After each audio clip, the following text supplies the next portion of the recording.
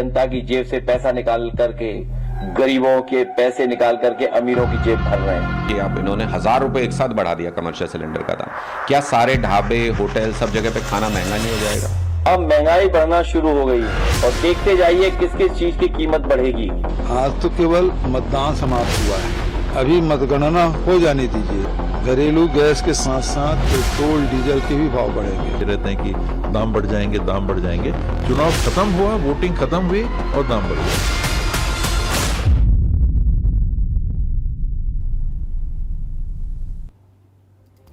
नमस्कार, मैं शेखर त्रिवेदी। 28 फरवरी को मिडिल ईस्ट में शुरू हुआ युद्ध अभी तक किसी नतीजे पर नहीं पहुंचा है और ऊर्जा संकट ने अब कई देशों को अपनी चपेट में ले लिया है। भारत में भी ऊर्जा संकट का साफ असर दिखाई पड़ रहा है। गैस के दामों में लगातार बढ़ोतरी की जा रही है। अब यह बढ़ोतरी इतनी ज्यादा हो गई है जिसके बाद आशंका जताई जा रही है कि इसका छोटे कारोबारियों पर बहुत बुरा असर पड़ सकता है। गैस के दाम बढ़ने की वजह से खाने पीने की चीजों को लेकर इसके साथ साथ तमाम चीजों पर असर पड़ेगा और असर इतना व्यापक होगा कि देश की बहुत बड़ी आबादी इससे प्रभावित होने वाली। 1 मई को सरकार ने मजदूर दिवस के मौके पर कमर्शियल सिलेंडर में सीधे 933 रुपए की बढ़ोतरी कर दी, जो अब बढ़कर के 3000 रुपए के पार पहुंच चुका है। 5 किलो के छोटे वाले सिलेंडर पर 261 रुपए 50 पैसे की बढ़ोतरी की गई है। यानी कॉमर्शियल सिलेंडर के दाम अगर इतने ज्यादा बढ़ रहे हैं तो सबसे पहले होटल, रेस्टोरेंट के साथ साथ स्ट्रीट वेंडर्स, ये सब इनकी चपेट में आएंगे। जो हम लोग चाट पकौड़ी ठेले पर लगी हुई खाते हैं या स्वाद लेते हैं, आप इतना मान लीजिए कि उसके दाम बढ़ने वाले हैं। इसके बाद होटल और रेस्टोरेंट वाले वो भी मजबूर होकर के 15 से 20% तक दाम अपने बढ़ा ही देंगे। यानी जो होटल्स में हम जाते हैं, ढाबों में जब हम जाते हैं, किसी 5 स्टार होटल में जाते हैं, वहां पर भी यही स्थिति होने वाली है। मतलब जो सड़क पर रेहड़ी पटरी पर किनारे खड़ा हुआ है, खोमचे वाला जिसको हम कहते हैं, चाहे वो व्यक्ति हो और या फिर किसी 5 सितारा या 7 सितारा होटल का प्रबंधन हो, दाम सब बढ़ाने जा रहे हैं क्योंकि सिलेंडर महंगा हो गया। जाहिर सी बात है कि अब जब होटल और रेस्टोरेंट में खाना इतना महंगा हो जाएगा तो फिर लोग अपने परिवार के साथ बाहर जाने में भी संकोच करेंगे, जाएंगे भी तो 100 बार सोचेंगे। दूसरी तरफ अगर ग्राहक ना आए तो यह कारोबार बैठ जाएगा, इसमें तो कोई दो मत है ही नहीं। रेस्टोरेंट वालों के ऊपर संकट आ जाएगा, कारोबार कैसे चलाएं? बना भी लेंगे तो खाएगा कौन उतना महंगा? यह भी एक समस्या है। मजबूरन कर्मचारियों की छटनी की नौबत आ सकती है। इसके साथ साथ गैस की किल्लत का सबसे ज्यादा असर स्ट्रीट वेंडर्स पर होगा, जिनके सामने रोजी रोटी का संकट बढ़ सकता है। ये रोज कमाने रोज खाने वाले हैं, इनके पास कोई जमा पूंजी भी नहीं है। छोटी सी पूंजी इन्होंने लगाई, उसी से अपना दिन में सामान खरीदा, दोपहर में उसको तैयार किया, शाम को आकर के और सड़क पर खड़े हो गए, माल बेच दिया। जो सुबह लगाते हैं वो यही काम शाम से और रात में करते हैं, सुबह आ जाते हैं। एक तो गैस की किल्लत है, दूसरे दामों में बेतहाशा बढ़ोतरी हुई है। आने वाले दिनों के ये खतरे के बहुत बड़े संकेत हो रहे हैं। कॉमर्शियल सिलेंडर महंगा होने से सिर्फ होटल और रेस्टोरेंट का खाना ही नहीं महंगा होगा, बल्कि इसका असर दूसरे कई उद्योगों पर भी पड़ेगा जहां पर एलपीजी गैस का इस्तेमाल हो रहा है। कैसे? जो उद्योग एलपीजी गैस की जरूरतों पर टिके हैं, वहां गैस की किल्लत और महंगाई असर डालेगी ही डालेगी। फर्ज कीजिए कि आप किसी चिप्स का पैकेट लेते हैं या कोई नमकीन का पैकेट लेते हैं, 5 रुपए 10 रुपए इस तरीके के होते हैं, वो भी पके हुए होते हैं। नमकीन है तो आखिर बनेगी ना, तो वो जो 5 रुपए का पैकेट है, अब तय मान लीजिए कि दाम उसके भी बढ़ेंगे या उसमें क्वांटिटी कम हो जाएगी। इस तरीके की स्थिति बनेगी ही बनेगी, क्योंकि जो पैकेज्ड फूड है आखिर वो भी तो कहीं ना कहीं बन ही रहा है और उसको बनाने में भी गैस का ही इस्तेमाल हो रहा है। तो वहां से लेकर के और यहां तक सारी स्थितियां ऐसी हैं कि चाहे आप स्ट्रीट वेंडर्स पे जाएं, चाहे आप बड़े 5 सितारा 7 सितारा होटल्स में जाएं, ढाबों पर जाएं, या फिर जो पैकेज्ड फूड हम खा रहे हैं, प्रिपेयर्ड तैयार माल, नमकीन हो गया, बिस्कुट हो गए, जो भी इस तरीके की चीजें हैं जहां पर गैस का इस्तेमाल हो रहा है, सब महंगा होने जा रहा है। तो फिलहाल आज इस मुद्दे पर हम पहले कुछ बयान सुनेंगे और उसके बाद चर्चा करेंगे।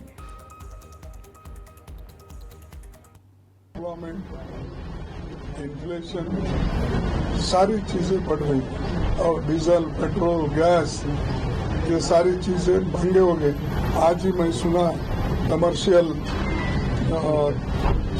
सिलेंडर 993 हो गए।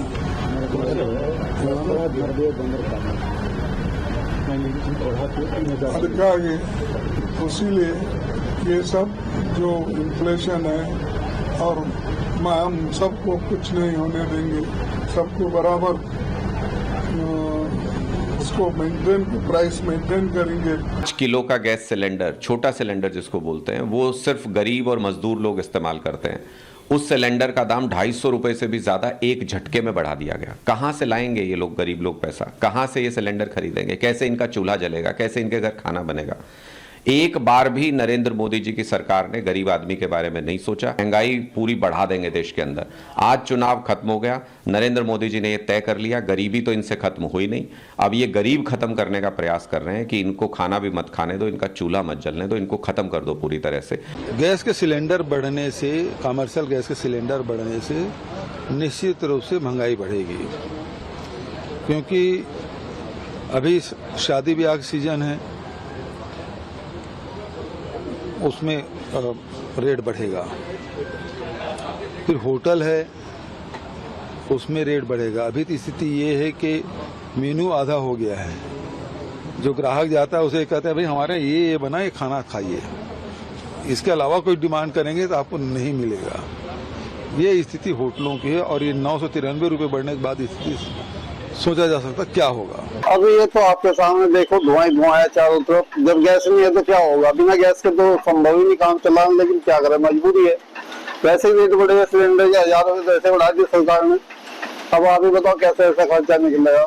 अब कस्टमर को थोड़ा सारा बोझ पड़ेगा। अब दिक्कत तो हमें झेलना पड़ेगा। यात्रा भी चल रही है, यात्रा भी चल रही है, फिर रेट भी बढ़े हैं। अब कस्टमर तो नहीं दे पाता ना उस हिसाब से, जैसे लागत आ रही, जो रेट बढ़ेगा कस्टमर थोड़ा ही देगा। क्या ये जो सिलेंडर के दाम बढ़ेंगे तो इससे चारधाम यात्रा पर असर पड़ेगा? आपको असर तो डेफिनेटली पड़ेगा, जो दुकानदार है उनको असर पड़ेगा। और बाकी कस्टमर की जेब से ही निकलना है, कोई खरीदता है तो ज्यादा बड़ा हुआ है तो उसी रेट से निकालेगा भी। तो जिस तरीके से सिलेंडर के दाम बढ़े हैं, उससे ये बात तो तय है कि पूरे भारत में एक एक व्यक्ति पर इसका प्रभाव किसी न किसी रूप में आने ही वाला है। इसमें कहीं कोई बचेगा ऐसा नहीं है, क्योंकि खाना सबको चाहिए। अब जब खाना पकाने के ऊपर संकट है तो फिर उस जगह पर हर व्यक्ति प्रभावित होने वाला है। एक चीज इस चर्चा की शुरुआत में यह भी बताना जरूरी है कि जिस तरीके की वैश्विक स्थिति बनी हुई है, इसमें जिस तरीके के फैसले सरकार की तरफ से होने चाहिए या जिस तरीके के डिसीजंस लिए जा सकते हैं, उनकी भी अपनी अपनी सीमाएं हैं। ऐसा नहीं है कि भारत अकेला प्रभावित देश है। दुनिया के जितने भी देश हैं वो इस युद्ध से, ईरान, अमेरिका, इजराइल का जो युद्ध चल रहा है, उसकी वजह से हर देश पर प्रभाव है। लेकिन यह बात सही है कि कहीं प्रभाव ज्यादा है, कहीं प्रभाव कम है। प्रभावित हर देश है, और जिस देश में प्रभावित स्थिति बनी हुई है, वहां की आबादी अपनी तरह से अपनी सरकार के खिलाफ नाराजगी भी जता रही है। हमारे साथ हमारे खास मेहमानों का पैनल है। संजय सिंह जी हैं, भारतीय जनता पार्टी के प्रवक्ता हैं। सुमैया राणा हैं, प्रवक्ता हैं समाजवादी पार्टी से। रत्ना पांडे जी हैं, प्रवक्ता हैं कांग्रेस की। आशीष के पांडे जी हैं, अर्थशास्त्री हैं। अविनाश त्रिपाठी जी हैं, होटल कारोबारी हैं। आप सभी लोगों का बहुत बहुत स्वागत है। मैं सबसे पहले संजय जी आपसे ही आज इस चर्चा की शुरुआत करूंगा, क्योंकि भारतीय जनता पार्टी की सरकार है केंद्र में, और अमूमन जो पेट्रोल डीजल है या रसोई गैस है, कॉमर्शियल सिलेंडर है, उसकी सीधी जिम्मेदारी हम ये मानते हैं कि केंद्र सरकार की होती है। उसकी अपनी पॉलिसीज के ऊपर बाकी चीजें आगे डिपेंड करती हैं। ईएसटी, जीएसटी जो लगता है वो तो अपनी जगह पे है, वो राज्य सरकार उसमें लगाती है। लेकिन मसला ये है कि गैस या तेल आएगा कहां से, वो निर्णय भारत सरकार लेती है।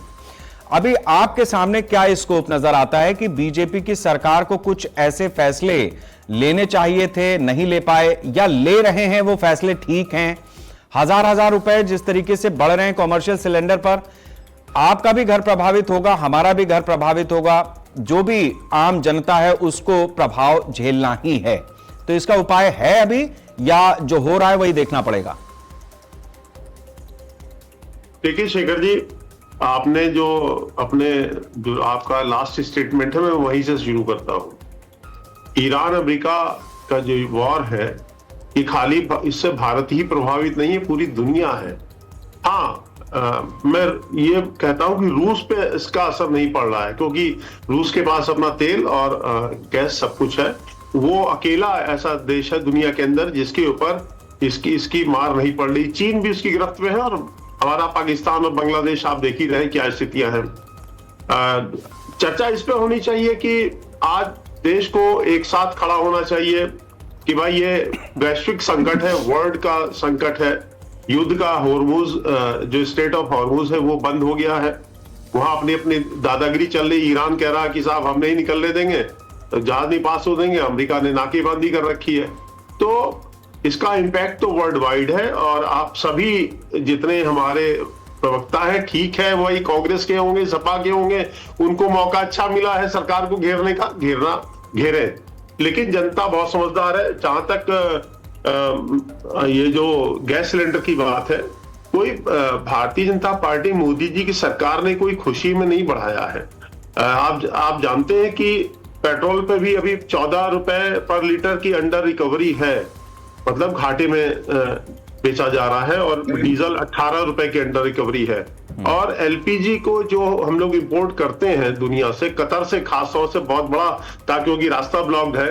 उसके बाद मोदी जी की सरकार ने जैसे ही ये घटना सब हुआ, तो दुनिया के और भी देशों से उन्होंने क्रूड ऑयल और ये सब एलएनजी और एलपीजी, एलएनजी तो खैर हमारे देश में थोड़ी बहुत है, ये जो है अपना नेचुरल गैस जो है, तो वो उसका तुरंत प्रबंध किया।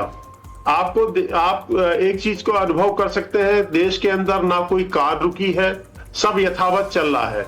बहुत मजबूरी में इसको बढ़ाया गया है। लेकिन उसके विपरीत जो देश के अंदर 33 करोड़ के आसपास जो हमारे डोमेस्टिक गैस के कनेक्शन है, जो घर में इस्तेमाल होते हैं, उस पे अभी गैस का कोई दाम नहीं बढ़ा है, जबकि सरकार घाटे में, मतलब ऑयल कंपनियां घाटे में चल रही हैं। वो तो पहले ही बढ़ा दिया था। दूसरी बात मैं बात करती हूँ, क्योंकि गरीबों की चिंता हो रही है इस देश के अंदर।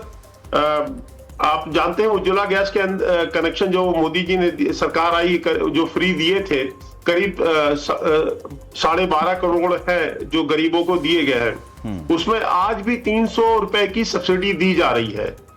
गरीबों को 300 रुपए उज्ज्वला गैस पे सब्सिडी दी जा रही है। तो मोदी जी की सरकार, हमारी भाजपा की सरकार पूरा भरसक कोशिश कर रही है। दूसरी बात मैं एक और कहना चाहता हूं, इस चुनौती का सरकार मुकाबला कर रही है और करेगी। उसका एक बहुत बड़ा कारण है, आप मुझे थोड़ा सा समय और देंगे क्योंकि गंभीर मुद्दे पे आप चर्चा करा रहे हैं। भारत की जो इकोनॉमी है उसकी स्ट्रक्चरल स्ट्रेंथ है, भारत की इकोनॉमी बहुत मजबूत है। इसी कारण से अभी तक सरकार घाटा उठा रही थी, ऑयल कंपनियां घाटा उठा रही थी। तो हमारी स्ट्रक्चरल स्ट्रेंथ है इकोनॉमी की। हमारे पास दुनिया का चौथा बड़ा फॉरेन रिजर्व है। दूसरी बात, मैं क्योंकि आपके जो प्रबुद्ध दर्शक हैं, दर्शकों को मैं जानकारी देना चाहता हूं, ये समस्या थोड़े समय की है, क्योंकि अमेरिका ईरान जो जिस तरह से अड़ियल रुख अपना रखा है, हम तो मनाते हैं कि ऊपर वाले से, और सभी को दुआ करनी चाहिए कि भाई जल्दी से मामला निपट जाए तो दुनिया के अंदर अमन चैन आए और महंगाई की। चलिए ठीक है संजय जी, ठीक है, ओपनिंग कमेंट सभी के हो जाए। ये 30 सेकंड शेखर जी, हाँ शेखर जी 30 सेकंड ठीक है। देखिए, भारत जो मोदी जी की सरकार है किस तरह से देश के लिए काम कर रही है ये भी जानना चाहिए। हम अब इस समय व्यापार डॉलर में नहीं कर रहे हैं, बहुत बड़ा पार्ट हमारा रुपयों में हो रहा है, हमारी फॉरेन करेंसी बच रही है। 2022 में भारत ने इंटरनेशनल ट्रेड सेटलमेंट की रुपए में करने की नीति अपनाई थी। उसका नतीजा मालूम है क्या है? 2024 में 1 लाख करोड़ से ज्यादा का जो निर्यात हुआ है वो रुपयों में हुआ है, हमने डॉलर नहीं दिया है। और 2025 में 1,12,000 884 करोड़ रुपए में ट्रेड किया है, रुपए में हमने माल दिया है, रुपए में। चलिए, और जनवरी ठीक है। अभी 11,000 करोड़ रुपए का पेमेंट रुपयों में किया है और फरवरी में 14,000 करोड़ रुपए का। तो हमारे पास फॉरेन करेंसी का रिजर्व बहुत अच्छी दिशा में है और बढ़ भी रहा है। ठीक है, आपने अपनी बात को रखा है संजय जी, पूरी मजबूती के साथ में रखा है। सरकार जिस तरीके से एक्शन ले रही है उस चीज को बताया। मैं एक परिचय कराना भी भूल गया था, पंकज पांडे जी भी हमारे साथ में जुड़े हुए हैं, प्रतियोगी छात्र हैं, और हम इनसे भी समझेंगे कि जो स्टूडेंट्स हैं अपने घर को छोड़ करके बाहर रह रहे हैं, पढ़ रहे हैं, उनके ऊपर किस तरीके का प्रभाव है। ये भी बात सही है कि चूंकि राजनीतिक दल हैं, किसी भी सरकार में जब इस तरीके की शेफलिंग होती है, महंगाई बढ़ती है, तो आरोप प्रत्यारोप का दौर चलता है। लेकिन एक बेहतर बात हम लोग चर्चा करते हैं, आरोप लगाना सभी चर्चाओं में हो ही रहा है, कोई रास्ता निकल सकता है क्या? अगर हमारे सारे प्रवक्ता इस बात पर भी कुछ सुझाव भी देंगे तो अच्छा लगेगा, एक चर्चा का स्तर भी बढ़ता है।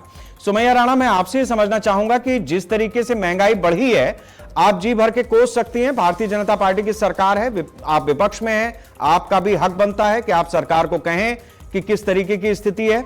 लेकिन अगर आप साथ साथ सुझाव भी देंगे तो इस चर्चा का स्तर बढ़ेगा कि सरकार को करना क्या चाहिए। ठीक है, बिल्कुल आपने सही कहा। कोसने वाली जहां तक बात है शेखर जी, तो विपक्ष को कोसना बाद में होगा। जिस तरीके से जनता त्रस्त है, जनता ही कोस कोस के सरकार को खा जाएगी। मैं अपनी बात वहां से शुरू करूंगी जहां पर अभी हमारे बड़े हैं भाई भारतीय जनता पार्टी के प्रवक्ता कह रहे थे कि ईरान और इजराइल की जंग की वजह से ये हालात पैदा हुए हैं।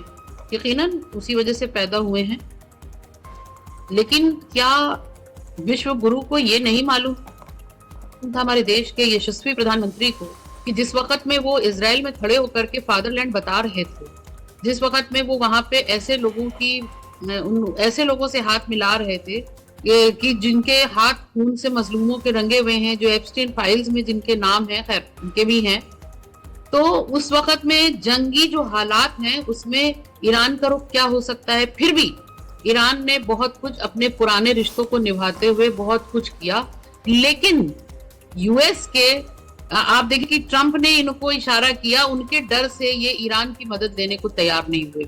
मतलब ये अपने दोस्ताने तो निभा रहे हैं, किससे?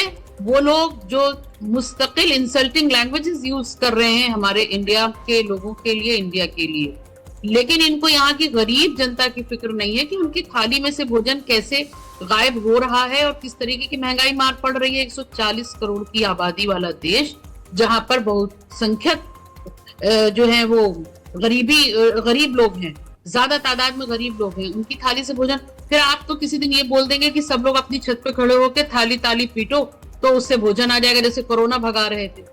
तो इस तरीके का एक मूर्ख व्यक्ति अगर देश का प्रधानमंत्री बनता है तो फिर इसी तरीके की स्थिति आती है। शब्दों की मर्यादा रखें सुमैया जी, ये चीज थोड़ा नहीं, मैं एक चीज आपसे जरूर कहूंगा, शब्दों की मर्यादा वो फिर अभी आरोप नहीं, ऐसे नहीं करिए ना। अभी बीजेपी आपको तुरंत डिफेंड कर, उस पर बात आएगी, ऐसे नहीं करिए। में कौन सी ऐसी बात हो गई? वो ठीक है, आप दुनिया में उन्होंने अपनी मूर्खता को साबित किया है। मैं दूसरी बात मेरी सुन लीजिए, बहुत देर से आप उनकी बात सुन रहे थे। मैं सिर्फ यहाँ ये कहना चाहती हूँ कि जिस वक्त में मुल्क दूरअंदेश सरकार होना चाहिए था, आपके मंत्रिमंडल, खुद मुख्यमंत्री, प्रधानमंत्री जी, क्या इस बात को, इस विषय को, जो हमारे जैसे लोग जो जिनको बहुत मालूमात नहीं है, वो इस बात को से आगाह हो रहे हैं कि महंगाई आने वाली है, उसके ये रीजंस हो सकते हैं, उसके ये निष्कर्ष हो सकते हैं। प्रधानमंत्री जी की क्या तैयारी है इसके लिए? खाली एक दिन ये जारी हो जाएगा फरमान कि इसका रेट इतना हो गया, उसका रेट इतना बढ़ गया, उसके बाद आप अभी ये सुनने में आया है कि अभी तो घरेलू सिलेंडर का रेट नहीं बढ़ा है। बड़ा एहसान है इस सरकार का, नहीं बढ़ाया है उन्होंने, और कब तक नहीं बढ़ाएंगे वो भी हम देख लेते हैं। कुल मिला के कोई होमवर्क नहीं है, सारा होमवर्क जो है वो मुल्क के अंदर सांप्रदायिकता फैलाने पर लगाया भारतीय जनता पार्टी ने। जिस किस्म की तैयारियां होनी चाहिए थी वो नहीं की, और इजराइल की जो अभी ईरान की जंग चल रही थी उसमें जिस तरीके के बेवकूफी भरे बयान आए, जिस तरीके की इस तरीके का रवैया हुआ जिससे कि देश नुकसान उठा सकता था, उस पर विचार नहीं किया गया। और आप देख लीजिए कि आज जो शुरुआत हो चुकी है वो अभी यहाँ रुकने वाली नहीं है। मुझे जहां तक मैं जितना जान रही हूँ ये चीजें अभी बहुत आगे तक जाएंगी। मैं दुआ करती हूँ। ठीक है सुमैया जी, आपने अपनी बात रखी है, और लेकिन मैं फिर भी आपसे एक बात कहूंगा, आपके वालिद मेरे बहुत अच्छे दोस्तों में से एक रहे हैं, हमने बहुत सारे कार्यक्रम आपके वालिद साहब के साथ में किए हैं। मुझे लगता है आपके पास शब्दों की कभी कोई कमी नहीं होनी चाहिए, इसलिए आप जिस परिवार से हैं उस परिवार का इस्तेकबाल रखिए। वो चीज भी आपकी जिम्मेदारी है, वो ठीक है, आप सपा में हैं, आप कहिए अपनी बात को कहिए, वो ठीक है, पार्टी लाइन पे आप अपनी बात रखिए, लेकिन हम आपसे एक अच्छी भाषा की उम्मीद करते हैं। सुमैया जी मेरी बात पे गौर कीजिए, ठीक है, आप अपनी जगह पे सुनेंगी नहीं आप, फिर तो फिर कोई बात ही नहीं है। रत्ना जी मैं आपसे ये जानना चाहूंगा कि जिस तरीके से अभी मौजूदा स्थिति है, आपने भी लंबे समय तक, कांग्रेस ने भी देश में शासन किया है, ऐसे वाकये तो कई बार हुए, गल्फ कंट्रीज में कई बार वॉर हुई है, हर दौर में जब जब वॉर हुई है भारत में अलग अलग तरीके का असर देखा ही गया है, महंगाई बढ़ी ही बढ़ी है। तो आपका जो लिगेसी है, जिस तरीके के आपने शासन किए हैं, पुराने अनुभवों के आधार पर आप ये बताएं कि इस समय सरकार को किस तरीके के कदम उठाने चाहिए। दूसरी चीज यह है कि जो स्थिति हमारे सामने आ गई है, चूंकि इंफ्रास्ट्रक्चर वगैरह डेवलप करने में आजादी के बाद से आपका एक बड़ा योगदान रहा है कांग्रेस पार्टी का, तो उस लिहाज से हम कितना स्टॉक कर पाए, नहीं कर पाए, ऐसी स्थिति में क्यों फंस गए, थोड़ा रोशनी इस पे भी डालिए। जी, आप सभी को सादर नमस्कार के साथ मैं ये कहना चाहती हूँ कि जो भी परिस्थिति वर्तमान में है, वो 12 साल से जो शासन में है, डायरेक्टली उनके सिर उसका सेहरा जाएगा। अगर अनुभव 70 साल की बात करते हैं, हर रैली में, हर भाषण में मेरे प्रधानमंत्री जी 70 साल नहीं भूलते, नेहरू जी को नहीं भूलते। मैं कहती हूँ अच्छी बात है, तो उस भूल से अगर कुछ गलतियां हुई होंगी तो उससे आज हमने क्या सीखा। अगर हम दोबारा लौट के जीरो पर पहुंच रहे हैं तो क्या हम सब गलत नहीं है? कौन जिम्मेदारी लेगा इस बात की? अगर 4 महीने में दुगना हो गया है कमर्शियल दाम, दिसंबर 2025 में 1600 का था सिलेंडर, आज 3000 समथिंग का पड़ रहा है, तो डबल कर दे रहे रेट। आपने बहुत काफी प्रचार प्रसार जिसमें महारत है मेरे प्रधानमंत्री जी को, उसके साथ वो छोटा सिलेंडर लाए थे, मैं तो गरीबों का मसीहा हूँ, मैंने तो उनको गैस दिया। आज क्या हुआ? 261 रुपए एक मुश्त बढ़ाए। थोड़ी सी बात तो रोजगार की भी करनी पड़ेगी। गुजरात की इंडस्ट्रीज बंद हो गई एनर्जी क्राइसिस में, नोएडा के मजदूर वापस अपने घर चले गए एनर्जी क्राइसिस में। कौन लेगा जिम्मेदारी? 40 डिग्री टेम्परेचर में नौका विहार शॉल ओढ़ के करने वाले प्रधानमंत्री जी को गरीबों को सोचना तो पड़ेगा ना। किसने रिश्ते बिगाड़े ईरान से? हमारे साथ तो ऑल वेदर फ्रंट था, हमें नहीं करना पड़ा। और मेरे बड़े भाई साहब हैं बीजेपी से, बता रहे थे कि निर्यात में रुपया देते हैं। भाई साहब, निर्यात मतलब खरीदना या बेचना? मेरे ख्याल से निर्यात मतलब बेचना। बेचने में आप रुपया क्यों देते हैं? तब तो आपको पैसा मिलेगा भाई। रही बात आयात मतलब खरीदना होता है, उसमें आप अपना डॉलर देते हैं, रुपया लगातार कमजोर होता जा रहा है। बताइए 95 आप तो शतक लगाने वाले हैं। यही प्रधानमंत्री जी हैं जो मंचों से चिल्लाते थे कि रुपया गिरता है तो देश की साख गिरती है। आज वो साख संभाले नहीं संभल रही, जबकि आपके हाथ में है। तो ये सब जो जुमलेबाजी थी वो पूरी इकट्ठा होकर सामने एक विकराल समस्या के रूप में खड़ी है। क्योंकि अभी सिर्फ इतना नहीं, अभी तो खेती जाएगी, फर्टिलाइजर्स नहीं आ रहे, खाली तेल और गैस का संकट थोड़ी ना है, ये दवाएं, बहुत सारे सेक्टर्स हैं जिसमें हम पीछे ऑलरेडी हो चुके हैं, प्रोडक्शन रुक गया है, मैन्युफैक्चरिंग यूनिट्स बंद हैं। तो सीरियसली सोचना पड़ेगा, जिसके लिए बहुत दुख से ये कहा जाएगा कि हमारे देश के प्रधानमंत्री जी में वो चिंता नजर नहीं आती। वो 365 दिन अगर चुनाव करेंगे तो देश कौन संभालेगा, ये बहुत गंभीर प्रश्न है। मैंने प्रधानमंत्री देश संभालने के लिए चुना है, और देश, मैं तो पीएमओ में बैठते नहीं देखती, 18 घंटे काम करते हैं लेकिन रैलियों में करते हैं, गली गली घूम के प्रचार। चलिए ठीक है, आपने रत्ना जी अपनी बात रखी है। अब हम उन दो शख्सियत के पास चलेंगे जिन पर सीधा प्रभाव पड़ रहा है, जो रसोई गैस के जिस तरीके से कॉमर्शियल सिलेंडर के दाम बढ़े, और जो छोटू है, हाँ वो छोटू बड़ा काम का रहता है लेकिन उसके भी दाम बढ़ गए हैं। मैं आपसे समझना चाहूंगा अविनाश जी कि कितना प्रभाव इसका कारोबार पर पड़ेगा, और जो हम आपकी मिठाइयाँ और समोसे और खाना आपके प्रतिष्ठान से लेते हैं, उसमें अब आप हमारी जेब पर कितना और उसको हल्का करने वाले हैं। अनम्यूट कर दीजिए प्लीज अपना माइक।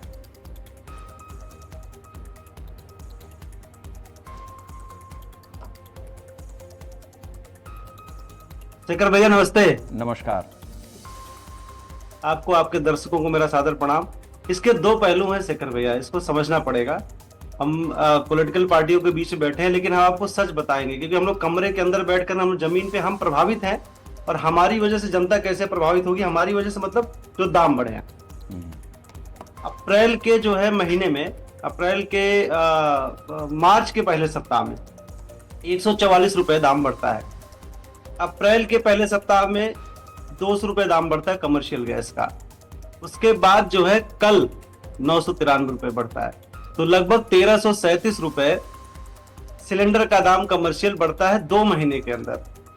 और 2 महीने के अंदर जो ये अभी तक जो परिस्थिति थी, चूंकि हमने आप सब जान रहे होंगे कि भामाशाह का जो ये वंश है व्यापारी समाज, ये सदैव देश के संकट में खड़ा होकर के देश के साथ खड़ा होता है, देश की उस सरकार के साथ खड़ा होता है, चाहे जो सरकार हो, लेकिन देश के साथ खड़ा होता है।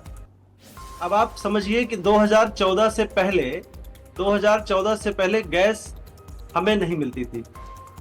कमर्शियल जितने भी व्यवसायी होंगे, होटल इंडस्ट्री हो, स्ट्रीट फूड वाले हो, आपके रेस्टोरेंट वाले हो, बेकरी वाले हो, क्लाउड किचन वाले हो, इनको 2000, शेखर भैया मैं बड़ी जिम्मेदारी से कह रहा हूं, और पॉलिटिकल पार्टियों के प्रवक्ता बैठे हैं, 2014 से पहले कमर्शियल सिलेंडर मिलना बहुत मुश्किल था। अगर किसी भी व्यापारी को अगर 4 सिलेंडर की जरूरत होती थी, एक मिल जाए बहुत बड़ी बात होती थी। होता क्या था कि दाएं बाएं से लोग जो है घरेलू सिलेंडर लेते थे, उससे अपना काम करते थे। 2014 के बाद चाहे वो आम आदमी हो, चाहे घरेलू सिलेंडर हो, चाहे कमर्शियल सिलेंडर हो, चाहे छोटू मोटू या जो भी आप नाम दे रहे हैं, सारे सिलेंडर 2014 के बाद इफरात थे। इस पक्ष के बारे में न पक्ष बोलेगा न विपक्ष बोलेगा। पक्ष तो बोलेगा, संजय भैया बोलेंगे उसको, लेकिन ये बड़ी जिम्मेदारी से मैं कह रहा हूं, 2014 से लेकर के बीते कुछ महीने तक, यानी फरवरी के अंत तक सिलेंडर की कोई कमी इस देश में नहीं थी। परिस्थितियां ऐसी बनी क्योंकि युद्ध तो न हम आप वहां अमेरिका को, ट्रंप को भड़काने जा रहे हैं, न हमारे देश के प्रधानमंत्री जी जा रहे हैं, न देश के आम नागरिक जा रहे हैं। किसी को मूर्ख कह देना इतना आसान नहीं होता है। मैं भी जानता हूं इनको, मैं आपके पिता से मैं भी मिला हूं, बहुत तकलीफ हुई। इतने विद्वान व्यक्ति के एक बिटिया हैं ये, और इस तरह से टिप्पणी करना, मैं बताऊं शेखर जी, इसी वजह से सपा का, कांग्रेस का यही हाल है, यही वजह है।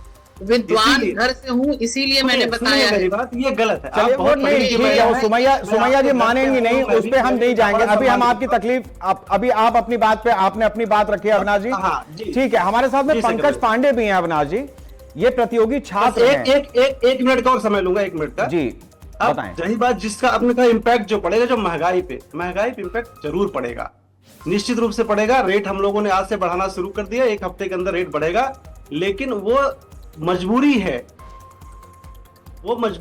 और उस मजबूरी में अगर हम आज सरकार के साथ नहीं खड़े होंगे या देश सरकार के साथ नहीं खड़ा होगा तो देश चलेगा कैसे? पैनिक बनाना है देश में।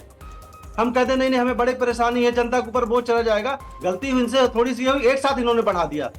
मैं संजय जी के कल भी मैंने एक चैनल पे था, वहां भी आपसे मैंने यही बात करी थी, एक साथ बढ़ाना अचानक जो है एक तरह से हड़कंप मच जाना है और लोग प्रभावित हुए। छोटे, हमारे जो छोटे व्यापारी हैं उनको बहुत दिक्कत होगी। जो बड़े व्यापारी और बड़े कस्टमर हैं, जिनके पास पैसा है, वो बड़ी से बड़ी चीजें, महंगी से महंगी चीजें खरीद लेते हैं, उनका काम नहीं रुकता। लेकिन जो छोटे हैं, मझोले व्यापारी, उनके ऊपर संकट आया है, और देश का जो आम आदमी है, जो छोटे लेंगे, उनके ऊपर भी उनकी जेब कटेगी ही, उसमें कहीं कोई दो राय नहीं। चलिए ठीक है, हम पंकज के पास चलते हैं। पंकज, आपको क्या मतलब किस तरीके की दिक्कतें परेशानी आ रही हैं? क्योंकि जो बच्चे हॉस्टल में रहते हैं या जो घर से दूर हैं, छोटू उनके बड़े काम का है। हाँ, और वो पहले तो इलीगली भरा जाता था, लेकिन अब वो लीगल था, और लीगल मिलने के बाद जिस तरीके की स्थिति बनी है वो जरूरी है आपसे समझना। सर, सभी को नमस्कार मेरा, और आपके सभी दर्शकों को भी मेरा नमस्कार।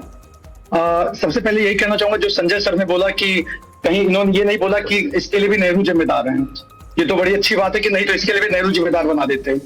दूसरी बड़ी बात, हम स्टूडेंटों को सबसे बड़ी जो समस्या हो रही है, बेसिकली पहली बात तो सिलेंडर मिल नहीं रहा है, जो मिल रहा है वो 300-400 रुपए किलो मिल रहा है, इसके बारे में कोई चर्चा नहीं कर रहा है। और आप समझिए कि अभी अचानक छोटू सिलेंडर का 261 रुपए बढ़ाना, वो कहीं ना कहीं एक तरफ से वो 400-500 रुपए और बढ़ा देगा। तो इस एक सीधा सीधा कहीं ना कहीं एक तो परीक्षा वर्ष, चुनावी वर्ष, उसके साथ ही साथ आपने इसमें महंगाई का वर्ष। जब तक बंगाल का चुनाव था, सारे बड़े बड़े कार्यक्रम होने थे, सारे बाबाओं के भंडारे होने थे, सारे बड़े बड़े नेताओं के कार्यक्रम होने होते हैं, उससे महंगाई पे इन पे कोई असर नहीं पड़ता है। अरबों करोड़ों रुपए इनके पास आते हैं, कोई फर्क नहीं पड़ता है। इसी वर्ष जब चुनाव, उत्तर प्रदेश में चुनाव होने वाला है, उसी वर्ष में 4 साल सारी एजेंसियां सो रही थी, 4 साल सोई हैं। जब 5वां साल लगने वाला है, चौथे साल में पूरी परीक्षाएं लगा दी। इधर परीक्षाएं हैं, उधर छात्रों की परीक्षाओं के साथ साथ महंगाई है, सिलेंडर उपलब्ध नहीं है, बच्चे किधर जाएं? होटल वाले जो लोग हैं, होटल वालों के दाम जो 50 रुपए था वो 100 रुपए 200 रुपए आपका प्लेट हो गया है। यहाँ पे 2-2 3-3 पार्टियों के लोग बैठे हैं, होटल व्यवसायी साहब बैठे हैं। मुझे लग रहा है होटल व्यवसायी साहब को बीजेपी ज्वाइन कर लेना चाहिए, अगर वो इतना पच्चीदार है भारतीय जनता पार्टी के। तो मुझे लगता है, मुझे दुख हो रहा है इस बात का कि उनको इस बात से जरा सा भी दर्द नहीं समझ में आ रहा है कि जहां पर उनको क्रिटिसाइज करना चाहिए सेंट्रल गवर्नमेंट को, सेंट्रल गवर्नमेंट के गवर्नेंस को, कि स्टेट गवर्नमेंट को गाइड कर पा रहे हैं, छात्रों के इसमें कोई फैसले ले पा रहे हैं। अविनाश जी आप रुकिए, वो अभी मैं जिस हिसाब से अविनाश जी आता हूं, रुक जाइए। पंकज को अपनी बात पूरी करनी थी, उनके मन की बात आने दी, मुझे पूरा करने थी। हाँ बोले आप। और हाँ, जो दीदी ने बोला, उन्होंने अगर कोई एक शब्द बोल दिया उसके लिए उनको माफी मांग लेना चाहिए। बाकी लेकिन जो जिस तरह से एक होटल व्यवसायी ने बोला, जिस तरह से भारतीय जनता पार्टी प्रवक्ता ने बोला, वो पूरी तरह से निराशाजनक बातें हैं। अगर इतनी बातें, इतना ही चीजें इनको सुंदर दिखाना था, तो फिर नेहरू हर जगह क्यों जिम्मेदार बताते हैं ये लोग? चलिए ठीक है पंकज, आप अविनाश जी ऐसे नहीं अविनाश जी ठीक है, एक राय है, पंकज जी आप रुको, पंकज आप मेरी बात मानो, थोड़ा सा ये गलत चीज है। अविनाश जी आप भी रुकिए, पंकज आप भी बात सुनिए। अब आपके लिए कह रहा हूं मैं, आप पंकज ये बात समझिए, अभी आप प्रतियोगी परीक्षाओं की तैयारी कर रहे हैं, आप करिए, आप एग्जाम दीजिए, आप किसी अच्छी सरकारी नौकरी में आते, बहुत अच्छी बात है। मेरी बात को आप एक कागज में नोट करिएगा, सुनिए, पहले जो कहा जाए वो सुनना जरूरी होता है। जिस दिन अगर आप किसी कारोबार को करेंगे तो बात आपको कारोबारी की तरह अगर रखनी है, तो जो अविनाश जी कह रहे हैं, उन्होंने पूरा बीजेपी को कोसा है, लेकिन बातों की चाशनी को आप समझ ही नहीं पाए। ऐसा नहीं है, अविनाश जी से वो व्यापारी हैं, वो आपकी जेब से 1 रुपया लेने से पहले अपने 10 रुपए इन्वेस्ट करके बैठे हैं, उनको पता है रुपए का दर्द क्या है। तो इसलिए ऐसा नहीं है, कारोबारी की अपनी भाषा होती है, कांग्रेस की सरकार होती है, उसमें भी वो वही बोलेंगे। तो नौकरी होना वो ठीक है, नौकरी करना अपनी जगह पे है, लेकिन एक कारोबारी जिस तरीके की भाषा कैसे रखता है सार्वजनिक रूप से, वो बड़ी अच्छी चीज है, उसको समझना चाहिए। ये रत्ना जी, मैं आपसे एक चीज समझना चाहूंगा कि चूंकि बात यह होती है कि जिसके पास अनुभव होता है उससे एक उम्मीद होती है।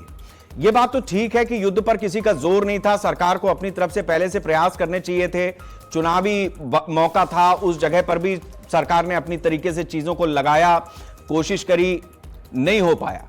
अभी जिस जगह पे हम खड़े हैं, इससे आगे की स्थिति और ज्यादा भयावह होने वाली है। तो ऐसे में एक विपक्ष की जिम्मेदारी भी बनती है कि देश में एक पैनिक वाली स्थिति ना बने। तो क्या इसके लिए भी कोई प्रयास है, या फिर ये तो बात ठीक है, मतलब आप राजनीति कर रहे हैं तो सत्ता ही आपका लक्ष्य है, लेकिन उस लक्ष्य में कहीं ऐसा ना हो कि देश में एक पैनिक की स्थिति बने, इसके लिए कोई सुझाव या कुछ आप कहना चाहेंगी? मैं सबसे पहले कहना चाहूंगी कि अगर आप पुराने वक्तव्यों को ध्यान दें, जैसे एनर्जी क्राइसिस शुरू हुआ, राहुल जी ने, मेरे नेता हैं, क्या कहा कि संकट आएगा। हरदीप सिंह पुरी जी हैं, उन्होंने डायरेक्टली कहा कांग्रेस अफवाह फैला रही है। फिर क्या हुआ, रात को आके प्रधानमंत्री मोदी जी ने कहा कि कोरोना जैसे हालात हैं, देश को तैयार रहना चाहिए। उसके बाद ही अचानक लाइनें लग गई और लोग बेहोश होकर गिरे, जिसमें देश के 3 लोगों की दुखद मृत्यु भी हुई है लाइनों में लग के। भाई साहब अभी उज्ज्वला बता रहे थे, उज्ज्वला में खड़े हुए अभी हफ्ता भर पहले एक महिला अपने बच्चे के साथ खड़ी थी लाइन में, उसकी डेथ हो गई। तो समझनी पड़ेगी। आप हमेशा विपक्ष को कोस के अपना चेहरा छुपाना चाहते हैं, दिक्कत इसकी है। आप बताइए ना, ऑल पार्टी मीटिंग्स है एक प्रोविजन कॉन्स्टिट्यूशन में, उसको तोड़ा किसने? 12 साल हो गए। प्रधानमंत्री मोदी जी ने कभी मौके पर ऑल पार्टी मीटिंग नहीं बुलाई, ना तो पहलगाम के समय बुलाई, जब फंसने लगते हैं तब लास्ट में। अभी महिला आरक्षण के लिए लास्ट डे, लास्ट आवर में आपको ऑल पार्टी मीटिंग याद आती है।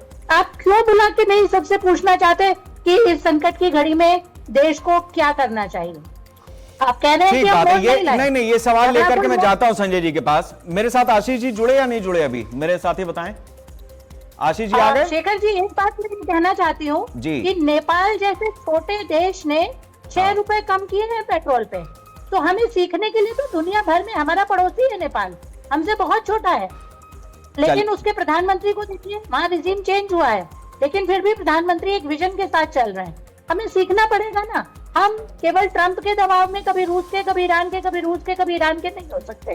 दो नाव की सवारी नहीं हो पाएगी। चलिए ठीक है, नहीं और जो बात इतना संकट ठीक है रत्ना जी, प्रधानमंत्री को मेरे पास समय कम पड़ जाएगा, फिर संजय जी के पास चलते हैं, थोड़ा जवाब ले लेते हैं उनसे, क्योंकि आपने महत्वपूर्ण बात उठा दी है यहाँ। संजय जी, एक महत्वपूर्ण बात जो रत्ना जी ने रखी है कि एक तो समन्वय, चूंकि सत्ता में आप हैं, आपके पास ज्यादा ताकत है, ज्यादा पावर है, तो आपकी जिम्मेदारी है कि आप सबको साथ में लेकर के चले, सबका समन्वय बना करके चले, और मैसेज आपकी तरफ से ना हो। जैसे ऑपरेशन सिंदूर के बाद पक्ष या विपक्ष तमाम सांसदों को आपने दुनिया भर के देशों में भेजा, वैसी स्थिति ऐसी क्राइसिस में क्यों नहीं होती है?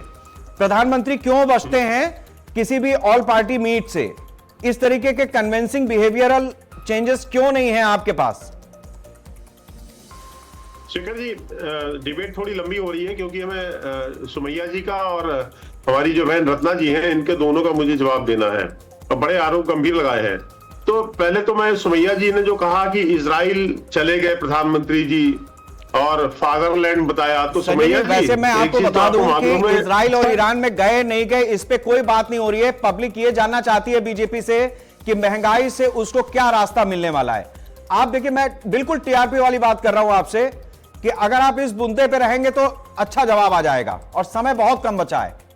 ये राजनीति की बजाय अगर इनको प्रतियोगिता में आना है तो एक एज ए जो प्रतियोगी होता है उस तरह की भाषा इस्तेमाल करें, अन्यथा अगर जो इनकी पॉलिटिकल लैंग्वेज आ रही है वो मुझे लग रहा है किसी पार्टी से एफिलेटेड है, तो उसकी राजनीति करनी तो खुल के राजनीति करिए आप भाई, आप ना।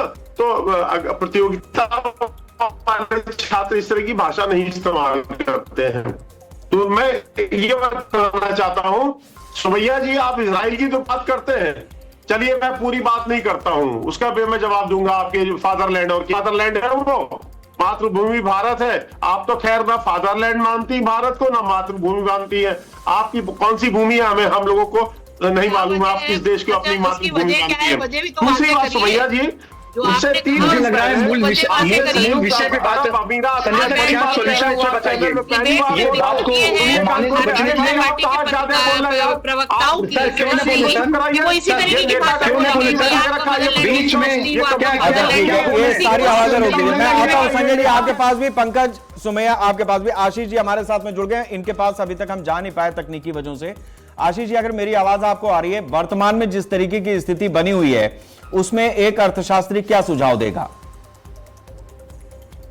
देखिए, अभी इस समय में जो सरकार ने जिस तरीके के कदम उठाए हैं गैस के सिलेंडर की, जिसकी हम अभी यहाँ पे बात कर रहे हैं, उसके बढ़ने से महंगाई तो बढ़ेगी, ये तो स्वाभाविक है, लेकिन सरकार के हाथ बंधे हुए हैं। आप इस समय में देखेंगे जिस तरीके से तेल की किल्लत पूरी दुनिया में जिस तरीके से चल रही है, रूस को छोड़ दें, चीन को छोड़ दें, अमेरिका को छोड़ दें, तो बाकी की पूरी दुनिया का हाल बेहाल है। चाहे वो यूरोप हो, चाहे वो एशिया हो, चाहे वो कोई भी ऐसी कंट्री हो, तो वहाँ पे सरकार के हाथ बहुत हद तक बंधे हुए हैं, और सरकार ने अभी तक महंगाई को कम करने की ही कोशिश की है। कमर्शियल गैस के सिलेंडर जो बढ़े हैं वो सरकार की मजबूरी रही है इसको बढ़ाना, और मुझे लगता है और उम्मीद भी यही करता हूँ कि ये एक तात्कालिक कदम है। समय के साथ जब सिचुएशन सुधरेगी, सरकार इस फैसले को वापस भी लेगी।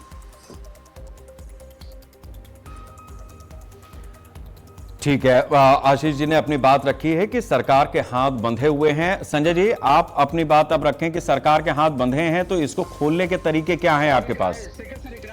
पंकज जी, ऐसा है कि नहीं, मैं आपसे बताता हूं। देखो, आप छात्र हो, आपकी प्रॉब्लम क्या है वो रखने के लिए आपको बताया था, कानून मत बताइए। आप चर्चा छोड़ना चाहें छोड़ सकते हैं। पंकज की आवाज बंद कर दीजिए। संजय जी अपनी बात रखें। शेखर सर, पॉलिटिकल डिस्कशन नहीं करना, बुलाना क्यों बात का भी? अरे हमने आपको आपका मौका दिया, आप वो बात करिए, पॉलिटिकल डिस्कशन। आप बताइए, आप छात्र हैं, आपके सामने जो प्रॉब्लम्स आ रही हैं आप उस पर जाएंगे नहीं। हमारे लिए 1-1 मिनट कीमती होता है। आपको पता नहीं कि धनबाद में क्या हो गया है। संजय जी अपनी बात रखिए आप। संजय जी ये बता दीजिए, भारत कितना इंपोर्ट करता है? आप प्रतियोगिता की तैयारी कर रहे हैं, पर डे कितना ऑयल इंपोर्ट करता है? ये बताओ। अरे संजय जी, उनकी परीक्षा लेने से कोई फायदा नहीं है। अभी जो प्रॉब्लम है उस पर आ जाइए। संजय जी प्लीज। संजय सिंह जी, प्रतियोगी से अरे कितने बड़े प्रतियोगी आप हैं? अरे आप कहाँ उस बच्चे के चक्कर में उलझ गए? मूल विषय बताइए कि संजय जी कम करेंगे आप? आप प्रतियोगी परीक्षा सुनिए। अरे आ जाइए, आगे सुनिए। आप छात्र नहीं है तो आप आइए बात करिए हमसे। दम है तो आके बात करिए ना हमसे। आप बताएंगे आप छात्र कौन है? आइए, आपको मैं सिखा दूंगा। चलिए ठीक है पंकज, मैं अविनाश जी आपसे ये समझना चाहूंगा कि जो स्थिति है उसमें व्यापारी अपने स्तर से किस तरीके के रास्ते सोच रहा है? शेखर भैया देखिए, व्यापारी जो है उसने अपना रास्ता निकालना शुरू कर दिया। जब फरवरी के बाद जो स्थितियां बनी तो उसमें जैसे जितने भी किचन थे उन किचन में डीजल भट्टियां, चूंकि गैस बहुत इजी गोइंग अवेलेबल था तो वो भट्टियां लोगों की उस समय 2014 के बाद लोगों ने बंद कर दी थी। वो भट्टियों का जो है उन्होंने फिर से उसको ठीक कराया, कुछ लोगों ने नया खरीदा। और कोयले की जो भट्टियां थी, कोयले की भट्टियां जो बहुत लंबे समय से बंद हो गई थी, कोई ऐसा आज की डेट में पूरे प्रदेश में ऐसा मिठाई वाला, रेस्टोरेंट वाला जिसके पास भी ओपन किचन है, सबने कोयले की भट्टियां लगा ली है, डीजल की भट्टियां लगा ली है। और उसके जो विकल्प है उस पे हम लोग जैसे इलेक्ट्रिक बिजली से चलने वाली चीजें हैं, वो चूल्हे हैं, वो सब हम सब उस पे प्रयास करें। 2 महीने से प्रयास किया भी नहीं तो मैं शेखर भैया बताऊं आपको, एक व्यक्ति की अगर 2 कमर्शियल सिलेंडर की जरूरत होती है तो उसको हफ्ते में एक नहीं मिल रहा है। हफ्ते में एक नहीं मिल रहा है, फिर भी वो कैसे वैकल्पिक ऊर्जा की तरफ जा करके देश के साथ खड़ा होकर के व्यापारी देश के साथ अपना कंधे से कंधा मिला के चल रहा है। क्योंकि अभी हमारे जो अर्थशास्त्री साथी हैं, अभी उन्होंने कहा ना कि ये एक तात्कालिक है, कोई ये नहीं सोच रहा। फिर मैं जिम्मेदारी, कोई ये नहीं सोच रहा। डोमेस्टिक सिलेंडर 2013-14 में 968 रुपए का था, 968 रुपए का, आज कितने का मिल रहा है देश की जनता को? दूसरा, कॉमर्शियल सिलेंडर 1700 रुपए का था, कॉमर्शियल सिलेंडर 1700 रुपए का 2013-14। गूगल सब बैठे हैं, सब पढ़े लिखे थे, मैं तुरंत वहीं गूगल सर्च करें, 1700 रुपए का था। ये जो 10, 12, 14 साल देश के लोगों को आराम मिला, तो काहे देश के हर बुद्धिमान आदमी आज देश के साथ खड़ा है। जरूरत किस बात की है? जरूरत धैर्य रखने की है, जरूरत पैनिक बढ़ाने की नहीं है। तो अच्छा आप बताइए, पूरे देश को किन लोगों ने अफवाह उड़ा करके 2 दिन लाइन में लगा दिया, 2 दिन लाइन लगा दिया पेट्रोल के लिए। ठीक है अविनाश जी, आपकी बात पे कुछ रत्ना जी कह रही हैं। एक छोटी सी टिप्पणी रत्ना जी, अब समय बहुत कम बचा है, एक बड़ी खबर भी हमें लेनी है, आप बताएं, अपनी बात रखें रत्ना जी। मैं सिर्फ ये कहना चाहती हूँ कि इंटरनेशनल मार्केट में क्रूड ऑयल की वैल्यू क्या है? जब कम थी तो हमसे आप 100 रुपए वसूल रहे थे, तब भी तो सस्ता नहीं किया था ना। आज कीजिए, मार्केट प्राइस कम कर दीजिए। ठीक, आपका पॉइंट नोटेड है आपका। सुमैया राणा, मैं आपसे ये समझना चाहूंगा कि क्या आप एक जिम्मेदार विपक्ष की तरीके से ये बताने में सक्षम हैं कि जिस तरीके की स्थिति देश में बनी है, सरकार जो अपने स्तर से कर रही है वो तो अपनी जगह पे है, विपक्ष के पास भी कोई सॉल्यूशन है इस बात का कि हम लोग क्या करें?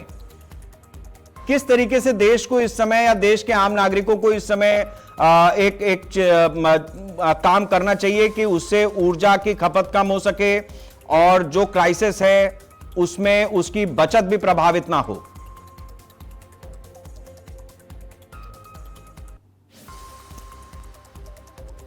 शायद हमारे साथ सुमैया नहीं। आशीष जी, यही सवाल मैं आपसे लेना चाहूंगा कि एक अर्थशास्त्री इस समय देश को क्या रास्ता दिखाएगा, कैसे आम आदमी अपने जीवन में क्या परिवर्तन लेके आ सकता है? आम आदमी ऑलरेडी काफ़ी कुछ परिवर्तन लेके आ रहा है। जैसे हमारे होटल व्यवसायी त्रिपाठी जी ने जो बताया कि उन्होंने वैकल्पिक ऊर्जा के क्षेत्रों में पहल करी है, वैकल्पिक ऊर्जा संसाधनों का उपयोग करने की कोशिश कर रहे हैं वो लोग। तो ये तात्कालिक प्रभाव है। इस समय में सरकार के साथ हमें खड़े होने की जरूरत है। जिस तरीके से ऊर्जा का संकट खाड़ी के देशों के द्वारा फैलाया गया है, अमेरिका और ईरान के वॉर के कारण से जिस तरीके की सिचुएशंस बन रही है, और वो अगर हम बाकी के दूसरे देशों को देखें तो स्थितियां इससे भी ज़्यादा खराब है, बहुत ही ज़्यादा खराब है। तो हमें मानना चाहिए कि सरकार ने भी अच्छा काम किया है और इस पॉइंट ऑफ टाइम पर हमें थोड़ा सा धैर्य रख करके सरकार के साथ खड़े होकर के और इंतजार। ठीक, संजय जी, मेरे पास आखिरी 30 सेकंड है, आप अपनी बात प्लीज 30 सेकंड में रख दें।